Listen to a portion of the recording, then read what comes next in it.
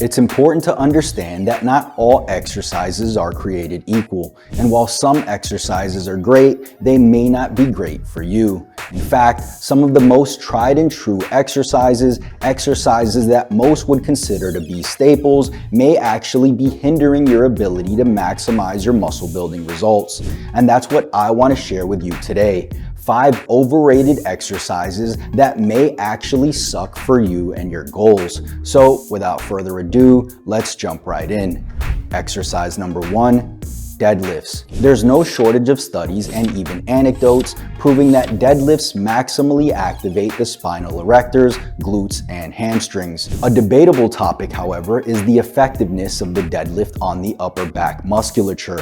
While it's often touted as the king of back exercises, only one study has shown that the lats and traps exhibit high degrees of activation during the deadlift. Looking at the movement of the hips, knees, and shoulder joint during the deadlift, the largest range of motion occurs in the hips, with little movement occurring in the shoulders, which would be indicative of the range of motion of the upper back musculature. The back muscles primarily perform isometric work, keeping the spine from rounding and the scapula retracted and depressed.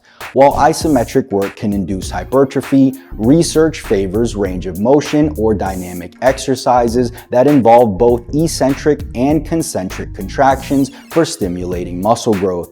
So, while it's undebatable that the deadlift is a great exercise, the question then becomes, is this exercise worth doing at your age? The deadlift is a whole body exercise engaging multiple muscle groups from the torso down to the lower body. Besides not being ideal for targeting specific muscle groups, it also creates a very high recovery demand. And since recovery rates tend to slow as you age, I don't think it's a good idea to keep it in your routine.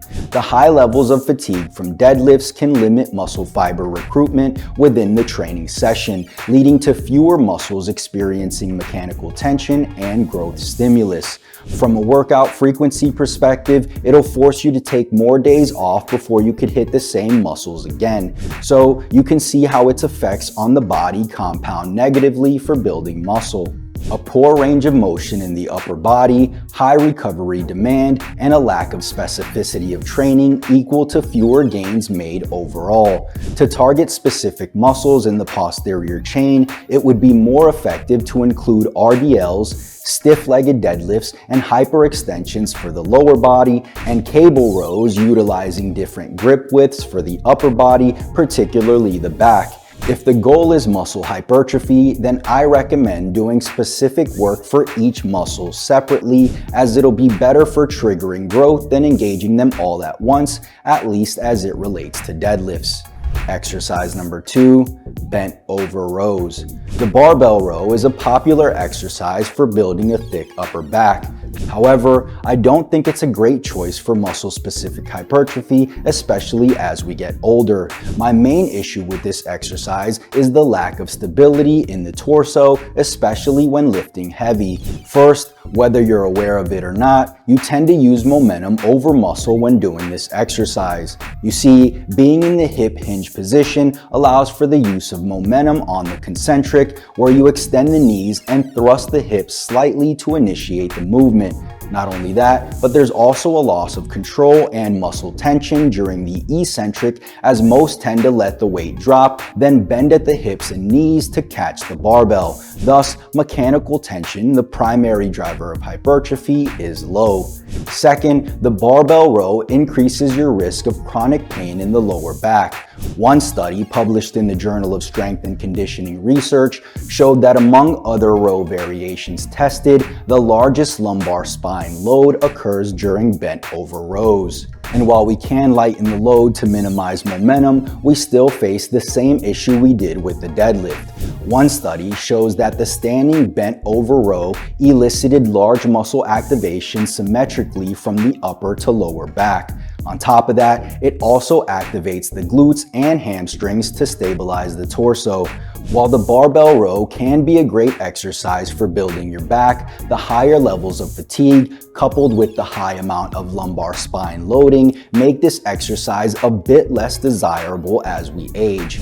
To effectively target the muscles of the upper back, it's important to perform movements that involve protraction and retraction of the scapula. Studies have shown that muscles exhibit greater growth when worked through their full range of motion, especially at the lengthened end of the range.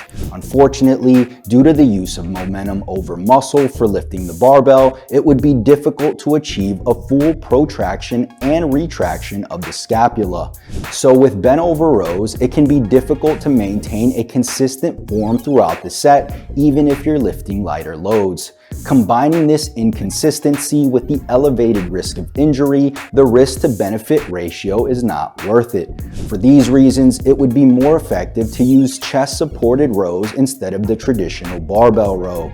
By removing the need for bracing and stability, chest supported rows allow you to focus solely on moving the weight with your traps, rhomboids, lats, and teres muscles. Exercise number 3, standing shoulder press. Make no mistake about it, the standing shoulder press, also known as the military press, is one of my favorite exercises to perform. From a pure hypertrophy standpoint, however, I think it requires a second look. First, the standing shoulder press has a high stability requirement and places a significant amount of stress on your lower back.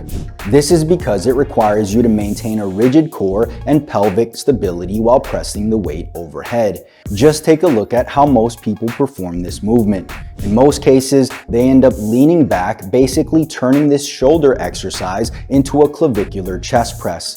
Second, an effective exercise for building muscle mass should create tension on the target muscle and not elsewhere.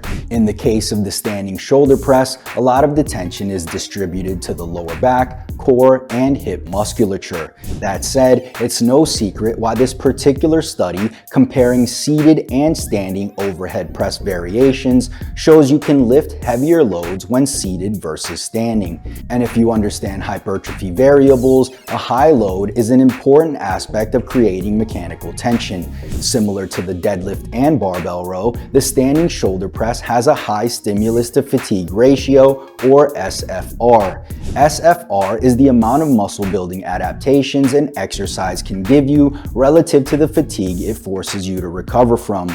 This high ratio limits your ability to perform other exercises within the same workout effectively, and thus this hinders muscle building progress in the short and long term. Optimal muscle building is about expending just enough energy to maximally stimulate the muscle and create the least systemic fatigue for quick recovery. For heavy overhead pressing, it's better to opt for a seated press or a machine press with a back pad for support. These exercises can allow you to focus solely on the shoulder muscles and create maximal tension without the high effort needed for stability and bracing. Additionally, they can provide a more controlled range of motion, leading to better muscle activation and less risk of injury. Exercise number 4, sit-ups. Sit-ups have always been the go-to for achieving tighter abs. However, recent studies have revealed that they're not the best option when it comes to building a complete core. Additionally, sit-ups can place significant strain on the neck and on the hip flexors. Considering that sit-ups are often done with such high volume, this can lead to these muscles becoming overactive. When the hip flexors are too strong or too tight, they can pull on the lower spine, leading to lower back pain and discomfort. That's why I recommend planks and their variations, as they work more of your core muscles and do so safely and effectively. These fortify your trunk, helping you handle heavy lifts better and maintain a correct tall posture as you age. Exercise number 5, barbell bench press.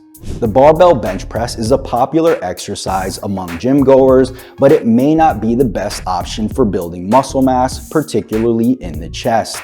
The main issue with this exercise is the incomplete range of motion that does not fully stimulate all regions of the pecs. You see, the barbell bench press only partially targets the chest muscles. Since the exercise is guided by a barbell with a fixed hand and elbow position, it demands a lot of contribution from other muscles like the front delts and triceps. And while I still consider this to be a great upper body exercise, there may be better alternatives, especially as it relates to chest development. For example, dumbbell or cable presses allow for more adduction and abduction of the arms, providing a full range of motion and thus better stimulation for the pecs.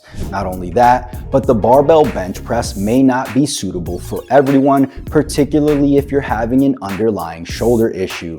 Having a fixed arm position and path and pinning the scapula back on the bench, especially when loaded heavily, can disrupt the natural rhythm that should exist between the humerus and the scapula.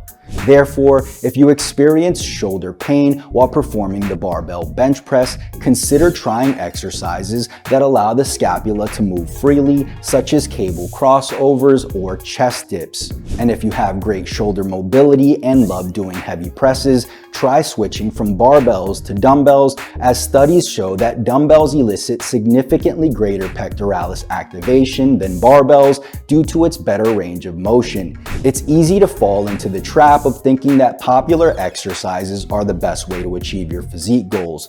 By understanding the potential drawbacks of these popular exercises and exploring alternative options, you can optimize your workouts and achieve better, quicker results.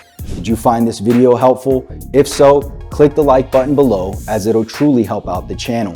Also, if you're training consistently and your nutrition is in order, yet you're failing to see noticeable results, check out our science-based recovery stack. With Pitch Black and Maxed Out, you'll have your post-workout needs covered with clinically dosed products proven to improve sleep quality, enhance recovery, and increase muscle and strength. And right now, you can get 25% off your entire order. Just head over to musclemonsters.com/supplements or click the link in the description and enter the coupon code MONSTER at checkout. And if you're enjoying the content and want to support the channel, all we ask is that you click the subscribe button and turn on post notifications so you don't miss another video.